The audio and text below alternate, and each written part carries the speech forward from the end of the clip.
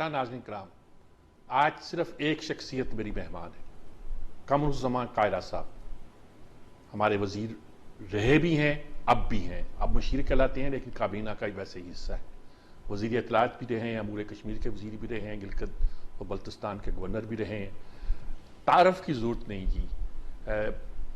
पंजाब में अगर peoples party का कोई एक इमेज बनता है, तस्वुर बनता है, बहुत संजीदा तस्वुर बनता है, इस वक्त भी बुरे हालात में भी, तो वो कमरुज़्ज़मान कायरा के हवाले से है। मैं कोशिश करता हूँ, पहले भी एक बार उनसे इंटरव्यू किया था, वो करम फरमाई करते हैं।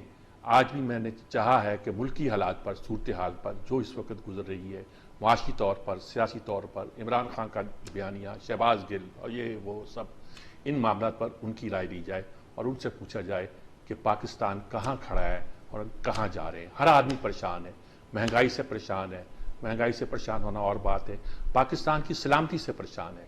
इन सब अमूर के बारे में जानना चाहते हैं कि सोचने समझने वाले लोग, सियासतदान तो बहुत से हैं, लेकिन सियासतदानों में जो सोचने समझने वाले लोग हैं वो इसके बारे में क्या राय रखते हैं। अस्सलाम वालेकुम कमरुज़्ज़मान कायरा साहब।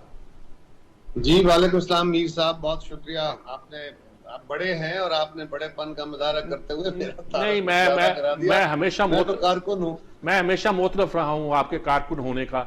जो लोग लीडर बनते हैं वो अल्लाह उनको सलामत रखे, लेकिन मैं आपके सियासी सूझबूझ का हमेशा कायल रहा हूँ। मैं आपसे जानना चाहता हूँ कि इस वक्त जो 2-3 दिन में सूरत हाल पैदा हुई, पहले मैं उसी से शुरू करूँ, शहबाज गिल, उसके बाद जो इमरान खान के बयानात आए हैं सारे इन दिनों में, खास तौर पर हम किधर जा रहे हैं? मुझे तो जमहूरियत आती दिखाई देती नहीं है। मीर साहब, जिन खदशात का आप इजहार फरमा रहे हैं, कुछ ऐसी ही सूरत हाल इस मुल्क के तमाम संजीदा तबकात को इसका सामना है। मुल्क के अंदर इस वक्त इकोनॉमी की हालत जो है वो कदर संभली है, लेकिन अभी इत्मीनान वाली नहीं है। बहुत मुश्किल सूरत हाल है। उसके ऊपर सियासी रस्साकशी है और फिर पाकिस्तान के अंदर इस वक्त एक सियासी तनाव का खात्मा करके या उसको कसे पुष्ट डालते हुए सबको एक इज्तिमाई फिक्र के तहत इज्तिमाई फैसला साजी की जरूरत है। इसलिए कि इज्तिमाई फैसला साजी वो वाहिद जरिया होती है जो वाइडली एक्सेप्ट की जाती है, उसकी ओनरशिप होती है और उसके साथ सारे लोग उसको फिर अपोज नहीं कर सकते। ठीक है, हमारे जैसे हालात के शिकार मुआशरों की जरूरत होती है, लेकिन आज अनफॉर्चुनेटली आज की जो मरकजी हुकूमत की अपोजिशन है, यानी इमरान खान साहब, वो एक ऐसा तर्ज सियासत अपनाए हुए हैं यूं तो डे वन से, लेकिन पहले वो सिर्फ अपने मुखालफों को बुरा भला कहते थे और उन्होंने नफरत की सियासत को और हट धर्मी की सियासत को या जोर जबरदस्ती की सियासत को या मीडिया के इस्तेमाल को, प्रोपेगेंडा को उन्होंने अपना हथियार बनाया, सक्सेसफुली बनाया, ये बात भी दुरुस्त है। लेकिन आज जो रास्ता वो इख्तियार किए हुए हैं मेरे लिए वो अचंभा नहीं है, वो नेचुरल है, क्योंकि जहां से वो चले हैं उसका हतमी फैसला जो है वो ग्रेजुअली आगे बढ़ते जाना है। ये गलती का कमाल ये होता है, ये गलती की एक गलत तरीका कार का अजाब ये होता है। वो एक होता है, कहते हैं ना, आप एक लफ्ज अगर गलत बोल जाए गुफ्तगू करते हुए तो फिर पूरा जुमला आपसे गलत बोला जाता है, फिर उसकी तस्दीक नहीं हुआ करती। वो एक सुना करते थे ना कि जुमला है ना, मैं सीढ़ियों से फिसला और फिसलता चला गया। लेकिन जब वो जुमला गलत हो जाए तो अगर मेरे मुंह से निकल जाए कि मैं फिसलियों से सीढ़ा, फिर सीढ़ता चला जाता हूँ, फिर उसको तस्दीक नहीं करता। ठीक है। इसी तरह की सूरत हाल कुछ खान साहब जैसे सियासतदानों की होती है। वो जब अपना आगाज करते हैं तो वो गलती से करते हैं, वो सुनामी से करते हैं, वो साजिशों से करते हैं, वो मुखालफों को मुल्क दुश्मन साबित करने से करते हैं। वो एक खास तर्ज अमल बनाते हैं कि जो मेरे साथ है वो वफादार है, जो मेरे साथ नहीं है, कोई इदारा है, कोई फर्द है, कोई जमात है, वो इस मुल्क का दुश्मन है। इसका एक वक्त था, अब वहां से खड़े होकर वो चले हैं। अब हर रोज उनको एक नया टर्न देना पड़ता है, नया यू टर्न लेना पड़ता है, क्योंकि वो किसी असूल, किसी जाब्ते, किसी नजरिए के तहत नहीं चल रहे, बल्कि इस परसेप्शन मैनेजमेंट की पॉलिटिक्स कर रहे हैं, जिसके नतीजे में अब उनके रास्ते तंग होते जा रहे हैं। अपने मुखालफों को जेलों में रख के, अपने मीडिया का गला घोंट के, सब कुछ करके आज वो जहां खड़े हैं, फिर उनको गैर मुल्की साजिशों की जरूरत पड़ गई। अब वो इदारों के ऊपर हमलावर है और पहला हमला उन्होंने किया इलेक्शन कमीशन पे। क्यों किया? जब 8 साल तक उनका केस पोस्टपोन होता रहा फॉरेन फंडिंग का, उसमें उनको हाई कोर्ट से स्टे मिलता रहा या बाकी अदालतों से स्टे मिलते रहे, या 150 पेशियों में उनको पेशी पे पेशी मिलती रही, तो उनका काम चलता रहा। जानते वो थे कि इसका हतमी अंजाम क्या होना है, लिहाजा वो तवालत इल्तवा उनका एक हथियार था जो इस्तेमाल करते रहे, उससे मुफर इस्तेमाल करते रहे। जब वो वक्त आ गया कि अदालतों ने भी कहा, सियासी जमातों ने भी कहा इलेक्शन कमीशन से कि खुदारा आप इसका फैसला कर दीजिए, और इलेक्शन कमीशन ने भी अपनी जिम्मेदारी निभाते हुए उसका फैसला करने की तरफ चले और मजीद इल्तवा से इनकार किया, तो अचानक वो इलेक्शन कमिश्नर जो बहुत अच्छे थे, खुद लाए थे, वो किसी और के लाए हुए बन गए और उनके ऊपर हमलावर हो गए और कहा कि ये तो शख्स को तो काबिले बर्दाश्त ही नहीं समझता मैं। तो बुनियाद ये थी कि अब फैसला आना है, फैसले का पता था, लिहाजा उस इदारे पे हमलावर हो जाओ। इसी तरह जब वो एस्टेब्लिशमेंट के साथ थे या एस्टेब्लिशमेंट उनके साथ थी बकौल उनके, तो वो तो कहते थे हम सारे एक पेज पे हैं। शेख रशीद साहब भी कहते थे, खान साहब भी कहते थे सारे, और हम सब कहते थे, और आप जानते हैं आप इस तहरीक में हम सब इकट्ठे हैं, आप सहाबी हैं, हम सियासी कारकुन हैं। हमारा इशू ये था कि आइन के तहत तमाम इदारों को अपना अपना रोल अदा करना चाहिए और उसमें अफवाज पाकिस्तान को अपना रोल अदा करना है, अदलिया को अपना रोल अदा करना है, इंटेलिजेंस एजेंसी का अपना है, मीडिया का अपना है और सियासी जमातों का और पार्लियामान का अपना रोल है। हम सारे अपने पिछले 75 साल के अमल में ये सारे अमल गुटमट हो गए। अब इसको अलग अलग किए बगैर, इसको इसकी सही सिम्मत किए बगैर, इसको सेग्रीगेट करके आईनी दायरे के अंदर तमाम अगर इदारे नहीं जाते तो जमहूरी गाड़ी आगे नहीं चल सकती। कोई और रास्ता आप हो जो कि तबाही का रास्ता हो सकता है। जमहूरियत का रास्ता यही है कि आप आइन और उस उसूल के तहत आ जाए। खान साहब उसको मानने को तैयार नहीं। अब अगर अफवाज पाकिस्तान ने यह फैसला किया कि जी हमारा काम नहीं है, हम न्यूट्रल हैं, तो वो हमला आवर हैं कि आप क्यों न्यूट्रल है। और अब इस हद तक हमला आवर हो गए हैं, कहते हैं मैं तो मुझे तो ये बताते रहे, एजेंसियां बताती रही, नाम ले दे के उन्होंने कहा कि मुझे बताया जाता रहा कि फलां फलां करप्ट है, फलां फलां ऐसा है, तो उनको क्यों नहीं रोका। यानी खान साहब एक सियासी कायद होते हुए एक जमात के, वो कह रहे हैं कि अफवाज पाकिस्तान ने मदाखलत करके उन जमातों का रास्ता क्यों नहीं रोका।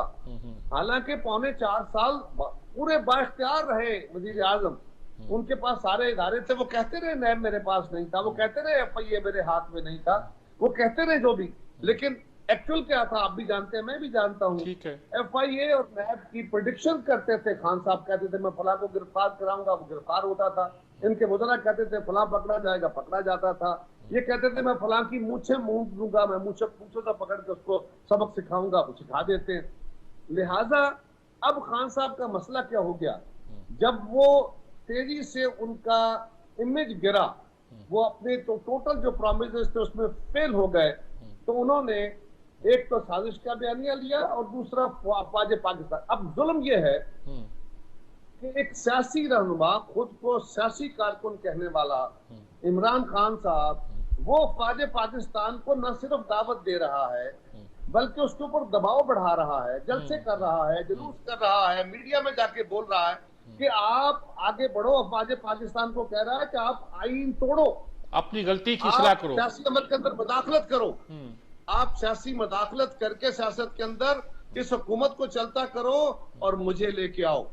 सजाद साहब, ये मामला, इस तरह की दावत, इस तरह की इंसाइटमेंट, इस तरह का प्रेशर, ये तो शहबाज गिल को रो रहे हैं। शहबाज गिल तो चले एक उनका टूल था, ये तो खान साहब खुद फरमा रहे हैं और दावत दे रहे हैं और हिचकिचा भी नहीं रहे। एक तरफ इदारों के ऊपर अटैक है, दूसरी तरफ उनको दावत है, आइन को तोड़ने की दावत है, आइन से खिलवाड़ करने की दावत है। ये मुझे नहीं समझ आती कि इसका क्या मंतकी अंजाम होगा। मैं समझता हूं कि खान साहब को पता चल गया है, उनको पता है कि मैं फॉरेन फंडिंग के अंदर तो पकड़ा ही गया, अब तोशाखाना केस मेरे गले का एक बहुत बड़ा मसला बनेगा, टॉप बन जाएगा। उन्हें पता है कि मैंने गलती की हुई है, उन्हें पता है कि मैंने कंसीलमेंट की हुई है, उन्हें पता है देखिए ना, बड़ा सिंपल सा है। मैं आपसे 1 मिनट और लूंगा, मैंने काफी तवील बात नहीं कर नहीं, दी, आपका सवाल भी बिल्कुल हुआ। आप कंसिस्टेंट बात कर रहे हैं, बिल्कुल टोकने की जरूरत नहीं पेश आ रही देखिए, मुझे। उन्होंने उन्होंने एक बात ये कही कि जी तोशाखाना से मैंने अगर कोई चीज ली है, गिफ्ट लिया है, तो ये सबने लिया। पहले तो वो इससे मुफर्क करते रहे कि जनाब हाँ मैंने गिफ्ट तो लिए हैं, लेकिन वो मैं बता नहीं सकता, मुल्क का नाम नहीं बता सकता, गिफ्ट नहीं बता सकता क्या है। क्योंकि अगर मैं गिफ्ट कर जाता हूँ, मुल्क का नाम बताता हूँ, तो हमारी जो खारजा ताल्लुकात है उस मुल्क से, उन दोस्त ममालिक से, वो खराब हो जाएंगे। जब आस्ता आस्ता वो बात चलती गई, लोग अदालतों में गए, लोग जो कमीशन है हमारा, इंफॉर्मेशन कमीशन, वहां पहुंचे, तो उसके नतीजे में बात खुलनी शुरू हुई, ये प्रोब होनी शुरू हुई। तो पता चला कि खान साहब ने तोशाखाना से गिफ्ट लिए हैं। वो गिफ्ट उन्होंने परचेज किए। वो परचेज करने की दास्तान भी खैर बड़ी मशकूक है कि पहले उन्होंने गिफ्ट फरोख्त किए और फिर कुछ पैसा जो है वहां से लेकर उन्होंने जमा करा दिया।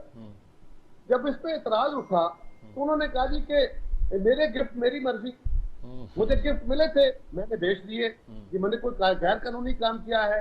आसिफ जरदारी साहब ने भी किया है, मियां नवाज शरीफ साहब ने भी किया है, तो क्या फर्क है? बहुत बड़ा फर्क है हुजूर, बहुत बड़ा फर्क है।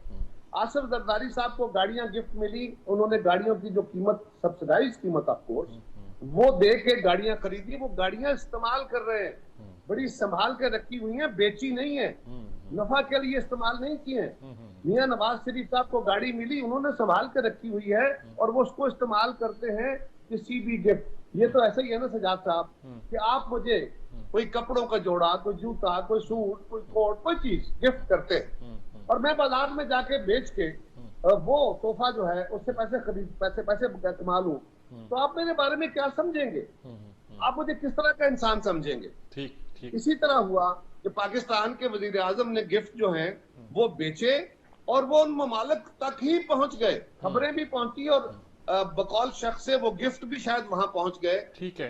और उसके बाद वो पाकिस्तान के साथ क्या सलूक करते। अब यहाँ खान साहब का आ जाता है लीगल केस। उन्होंने जो तोहफे बेचे वो तो गैर इखलाकी हरकत है, शायद गैर कानूनी नहीं है, ठीक है, लेकिन गैर कानूनी ये है कि उन्होंने 2 करोड़ का तोहफा खरीदा तोशाखाना से, मालियत उसकी 10 करोड़ है, 8 करोड़ का उन्होंने नफा कमाया है। वो 8 करोड़ उनकी खालिस नफा है। यदि 2 करोड़ की एक चीज खरीदी है, 10 करोड़ में बेची है, 8 करोड़ खालिस नफा है। उस नफे के ऊपर उन्होंने इनकम टैक्स अदा करना है हुकूमत पाकिस्तान का, वो एग्जम्पशन नहीं है क्योंकि वो उनका आमदन है। उन्होंने बेच के नफा कमाया। दूसरा, उन्होंने एक तो ये जुर्म किया कि वो डिक्लेयर नहीं किया, वो उसका टैक्स नहीं दिया। आजकल शायद बाद में वो टैक्स जमा कराने के लिए किसी कानून का सहारा ले रहे हैं। लेकिन दूसरा काम यह है कि वो आपका असासा बन जाता है। जब गिफ्ट आपने खरीद लिया, गिफ्ट की हद तक तो वो तोशाखाना में था, जब आपने उसको खरीद लिया, उसके लिए पैसे, वो आपका असासा बन गया।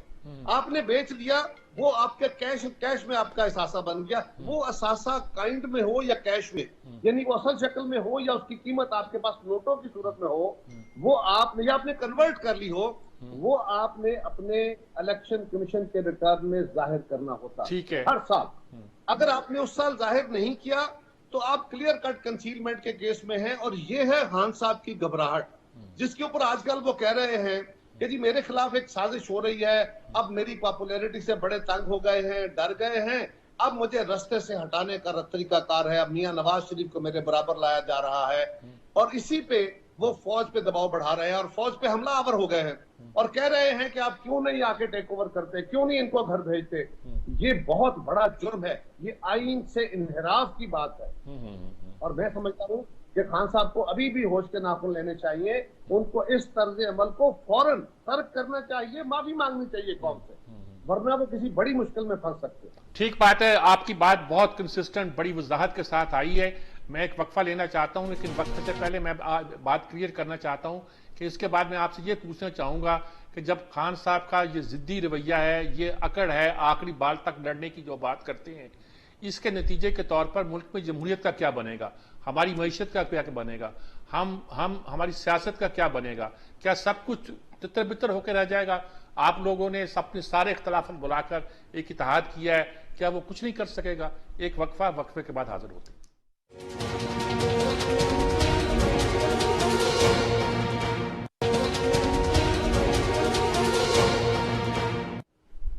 जी नाज़रीन कराम, हम गुफ्तगू कर रहे थे पाकिस्तान की सूरत हाल पर। कमरुज़्ज़मान कायरा साहब के साथ और बड़ी वजाहत के साथ बयान कर रहे थे कि इमरान खान जो कि अपोजिशन लीडर हैं इस वक्त, वो क्या रवैया अख्तियार किए हुए हैं। और मैंने उनसे ये पूछा है कि इस रवैये के साथ जो इतना इत्तेहाद बना, इतनी कोशिश की जा रही है जमहूरियत को उसके पाँव पर कायम रखने के लिए और मईशत को बचाने के लिए, क्या उनका ये रवैया उनके लिए नुकसानदेह तो हो सकता है, लेकिन बाकी मुल्क के लिए इसके क्या असरात होंगे? कायरा साहब क्या कहते हैं आप इस बारे में?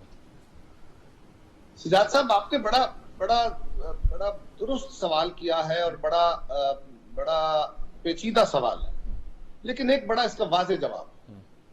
मुश्किल सूरत हाल किसी घर पे आ जाए, किसी कबीले पे आ जाए, किसी मुआशरे पे आ जाए, किसी मुल्क पे आ जाए, तो उस वक्त सर जोड़ने की जरूरत होती है। अपनी तवानाइयां, अपनी फिक्री और जिस्मानी तवानाइयां इकट्ठा करने का वक्त होता है। ठीक है, वो करके ही आप उस मुश्किल से निकल सकते हैं और कोई रास्ता नहीं होता। बाहर वाले तो आपके खिलाफ होते ही हैं, और अगर बदकिस्मती से उस वक्त घर वालों में इत्तेफाक न रहे और कोई एक ये गुमान में आ जाए कि मैं ही सब कुछ हूं, मैं ही अक्लमंद हूं, मैं ही दलेर हूं, मैं ही बहादुर हूं, मैं ही सियासत को समझता हूं, मैं ही यूरोप को समझता हूं और मैं ही इदारों को चला सकता हूं, ये तरीकाकार अगर किसी के अंदर आ जाए तो वो इत्तेफाक राय को, कंसेंसस को बर्बाद कर देता है। ठीक है। पाकिस्तान को इस वक्त कंसेंसस डिसीजन मेकिंग की जरूरत है।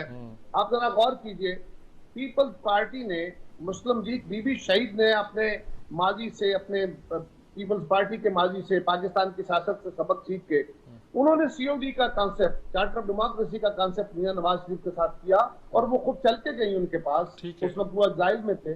दोनों लीडर इकट्ठे हुए, फिर बाकी लीडरशिप को इकट्ठा किया, बाकी सारी तारीख आप जानते हैं। तो वो हुआ क्या, उसके ऊपर मबनी हमने 18वीं तरमीम की, इत्तेफाक राय से की।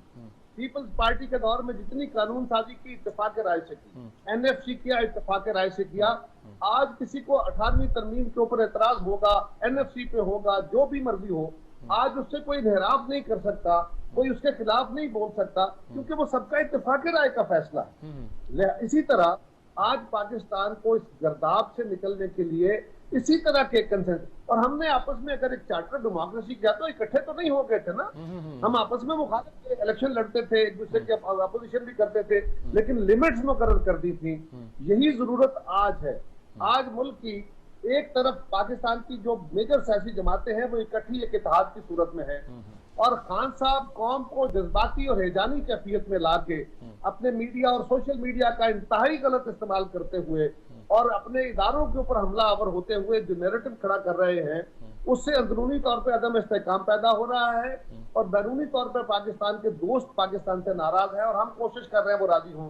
तो वो एक शख्सियत या एक जमात है जो अगेंस्ट ऑल, यानी वो सारी सियासी जमातों के भी खिलाफ है, वो अदलिया के भी खिलाफ है, वो इलेक्शन कमीशन के भी खिलाफ है, वो फौज के भी खिलाफ है, वो सबको इस वक्त सबूताज करना चाहते हैं। क्या इससे चीजें आगे बढ़ सकेंगी? अब सवाल आया कि सबसे बड़ा खतरा क्या है? सबसे बड़ा खतरा तो इकोनॉमी का है। सिजाद साहब, आप मेरे उस्तादों में हैं। लेनिन ने कहा था ना कि इकोनॉमी इज कंसंट्रेटेड पॉलिटिक्स। ठीक है, ठीक है। ये बुनियाद होती है किसी सियासत की। वो कहते हैं ना जी, पेट ना पहिया रोटियां तो सबे गल्ला खोटी। अगर आपके पास आपकी इकोनॉमी ही दुरुस्त नहीं है, आपके घर में हालात ही खराब हैं, तो आपका इत्तेफाक और एका रहना मुश्किल हो जाता है।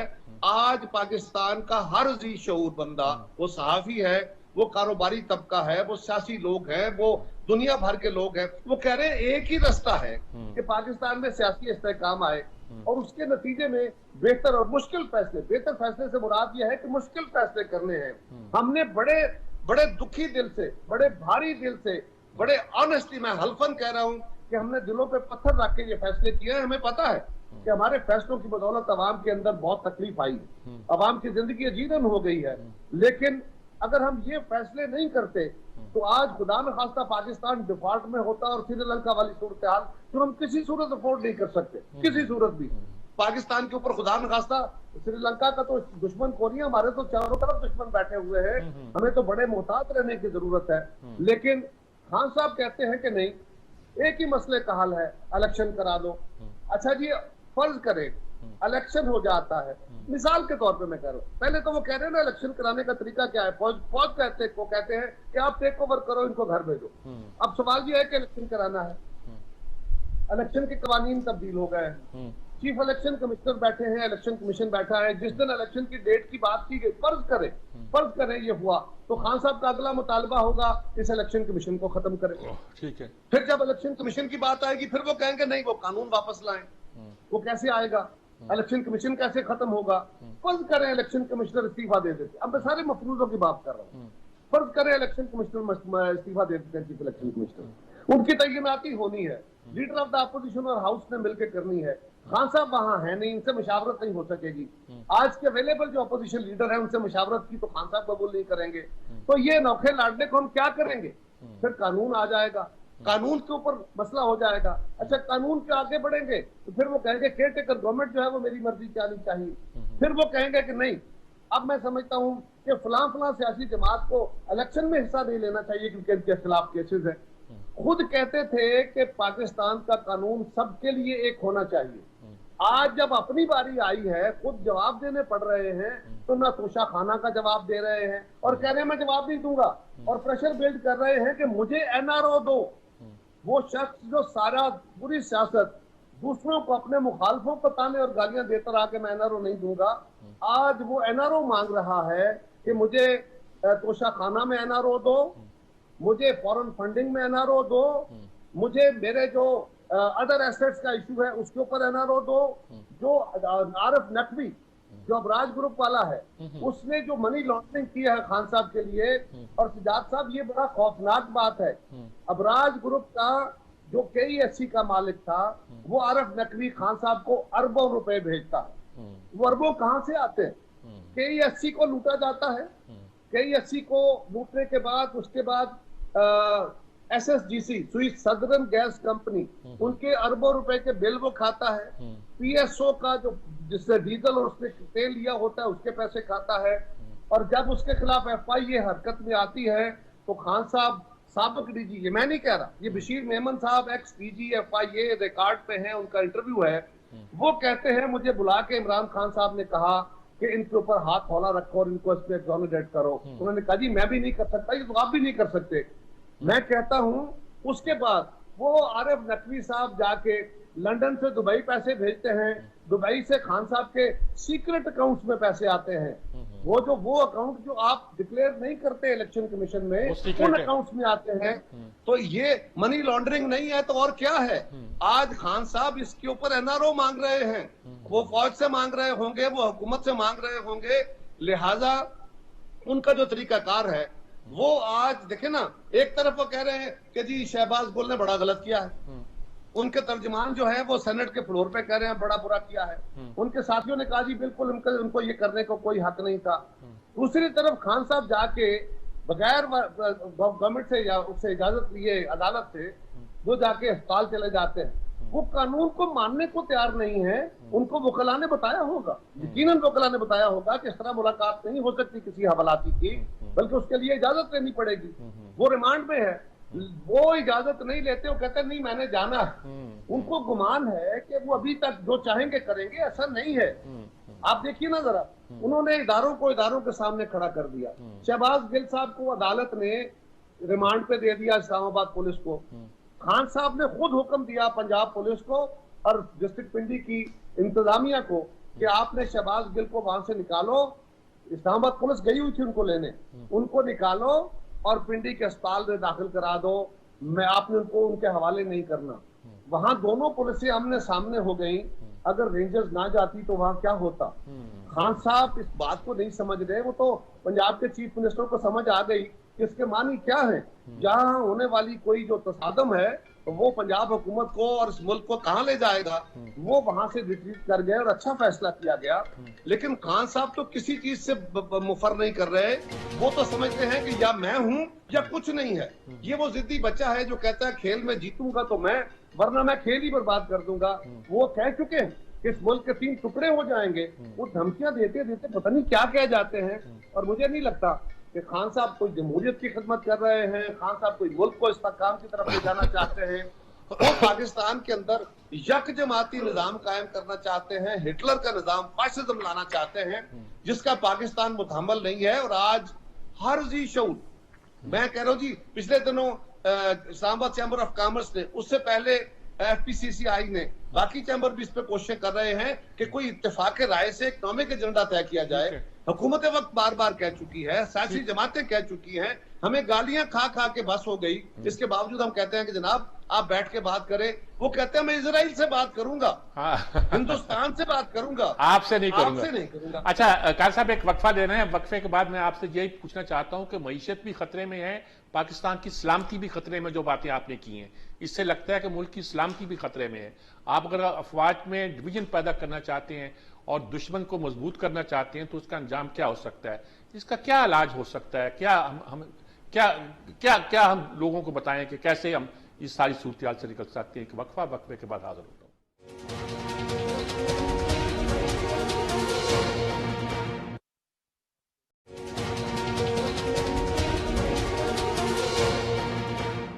ये नाज़रीन कराम, हम कमरुज़्ज़मान कारा साहब से गुफ्तगू कर रहे हैं और आप सुन रहे हैं वो किस वजाहत के साथ मुल्क की जो मसला है उसको बयान कर रहे हैं।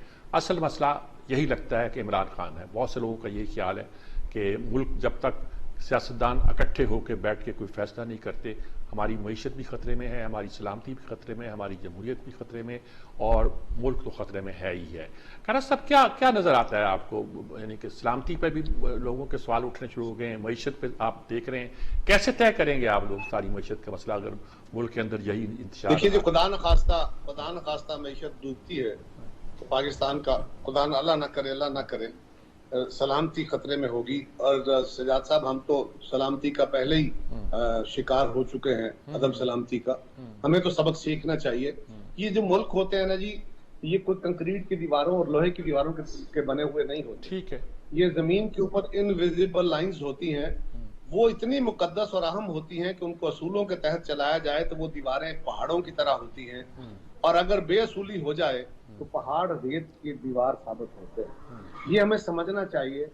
हमें इस वक्त देखने की जरूरत है, आप जैसे दानिश्वरों को, साथियों को, आपकी तंजीमों को, हमारे अफवाज को, हमारी अदलिया को, हमारे सिविल सोसाइटी ऑर्गेनाइजेशंस को। मैं किसी को दावत नहीं दे रहा, मैं कह रहा हूँ सबको सोचने की जरूरत है, सियासी जमातों को, हुकूमत वक्त को, कि इस वक्त जो सूरत हाल है इसमें कौन है जो इस वक्त सारे अजाबों की जड़ बन के बैठ गया है, उसको कैसे काबू किया जाए। खान साहब, एक बात याद रखें, सजाद साहब, अगर कोई बंदा सिस्टम के लिए मसला बनता चला जाता है तो एक इलास्टिक लिमिट आ जाती है, झुकते निजाम झुकता चला जाता है, और एक लास्ट वक्त आता है जब पूरी कुव्वत के साथ निजाम अपनी उस इरिटेशन को बाहर फेंक देता है। अल्लाह ना करे खान साहब के साथ ये हो जाए।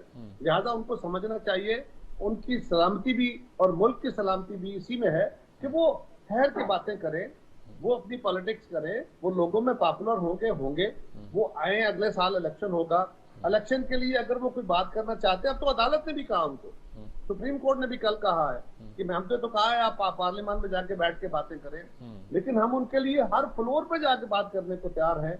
अगर वो किसी तरह मानने को तैयार नहीं है और सिर्फ अफवाज के जरिए, एजेंसियों के जरिए धौंस और धांधली और अल्ट्रा कॉन्स्टिट्यूशनल वे से को रास्ता निकालना चाहते हैं, तो वो पाकिस्तान की बका का नहीं, वो पाकिस्तान की बर्बादी का रास्ता है। वो रास्ता हम अडॉप्ट नहीं करना देंगे इमरान। ये आप बिल्कुल दुरुस्त फरमा रहे हैं। तो फिर हमारे लिए रास्ता है क्या? ये एक तो आपने बड़ी सूरत बताई कि हिटलर के बाद, दूसरी जंग अजीम के बाद दुनिया किसी नए हिटलर को बर्दाश्त नहीं कर सकती। इमरान ने खुद कहा था कि हिटलर और नेपोलियन अगर यू टर्न ले जाते तो शायद उनका आज अंजाम ये ना होता। अब इमरान खान यू टर्न लेने को शायद तैयार नहीं है। दूसरी बात है कि आज हम हिटलर का लफ्ज इस्तेमाल ना भी करें तो एक एक्सट्रीम राइट का लफ्ज इस्तेमाल होता है, जो ट्रंप के बाद पूरे मगरब में इस किस्म की पार्टियां जो थी वो आगे आने लगी थी और दुनिया एक तरह की कांप गई थी। हम लोग जो पाकिस्तान में राइट लेफ्ट की बहस करते हैं वो और मानों में होती है, ये दूसरे मानों में है। ये जो एक्सट्रीम राइट थिंकिंग है, ये तो यहाँ तो हिटलर तो बर्दाश्त नहीं होता, एक्सट्रीम राइट भी बर्दाश्त नहीं होती, वो मुल्क तो जमहूरी तरीके से उनको हटा देते। हम क्या करेंगे? सिद्धार्थ साहब, ये हम तो एक न्यू डेमोक्रेसी है ना जी, ग्रोइंग और इमर्जिंग डेमोक्रेसी है। अभी हमारे यहाँ स्टेबल डेमोक्रेसी तो है नहीं। ठीक है, आपकी दुरुस्त निशानदेही है। दुनिया के वो ममालिक भी इसका इस वक्त सामना कर रहे हैं। इवन स्कैंडिनेविया में उनकी पॉलिटिक्स वो डोमिनेट तो नहीं कर सके। अमेरिका में तो ट्रंप डोमिनेट कर गए ना, और उन्होंने पहली दफा ये किया कि जो हमला करा दिया उन्होंने इक़्तिदार पे। अपने साथियों के जरिए इतने लोग मरे, उसके ऊपर उनका जो position बना हुआ है। आजकल बिल्कुल वही बातें कर रहे हैं कि मेरे खिलाफ साजिश हो रही है, मैं नहीं मानता फलां हाँ, सब कुछ वही वैसी ही सूरत हाल बर्तानिया में है, कुछ वैसी ही सूरत हाल जर्मनी में फ्रांस रही है। के अंदर है। हाँ, जर्मनी में ऐसी सूरत हाल है। तो जो दुनिया की एस्टेब्लिश डेमोक्रेसी थी, वहां भी डेमोक्रेसी को चैलेंजेस आने शुरू हो गए हैं। तो ये जो पॉपुलिस्ट पॉलिटिक्स है, जब ये रास्ता अपना जो डायलेक्टिक्स का रास्ता है, ये एवोल्यूशनरी वे इनको नहीं मिलता, तदरीजी रास्ते से नहीं चल सकते, तो ये पॉपुलिस्ट वे से जाना चाहते हैं, ये नैरो नेशनलिज्म को इस्तेमाल करते हैं। और यही रास्ता हम खान साहब ने भी इस्तेमाल कर दिया। उन कौमों का एडवांटेज ये है कि वहां सिस्टम बड़ा एस्टेब्लिश्ड है, वहां के इदारे बड़े मजबूत खड़े हैं, वहां लोगों की आदत बड़ी पक्की हो चुकी है।